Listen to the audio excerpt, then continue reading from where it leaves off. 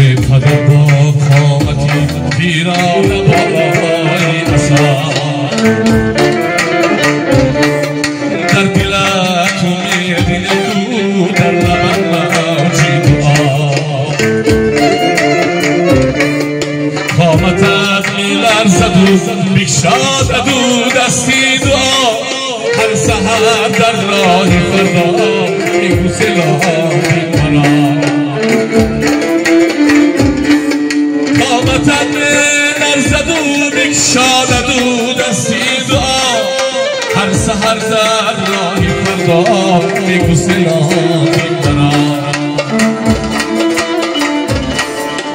پدر جان دایما باشد نگهبانت خدا، پدر جان دایما باشد نگهبانت خدا.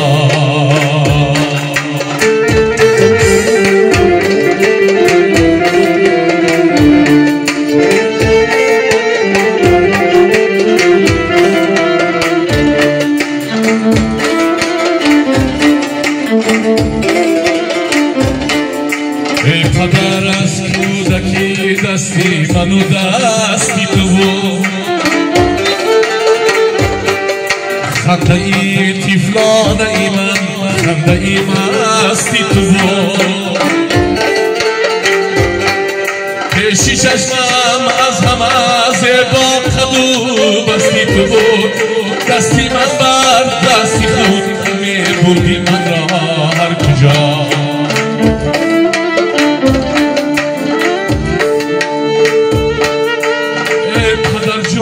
دایما باشد نگهبانت خدا، ای پدر جان دایما باشد نگهبانت خدا.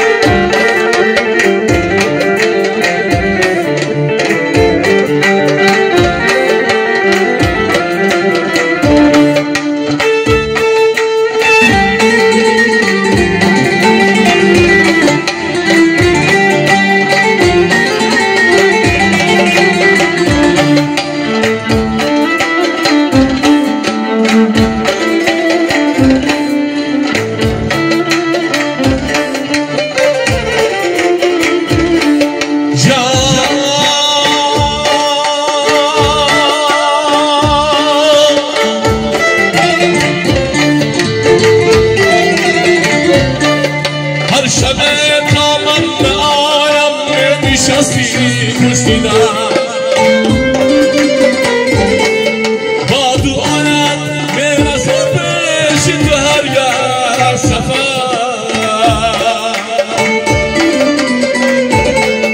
وقتی عمرم رسته از سایه عمرت پدر، تا تو هستی بر سری من سایه بان هستی مرا.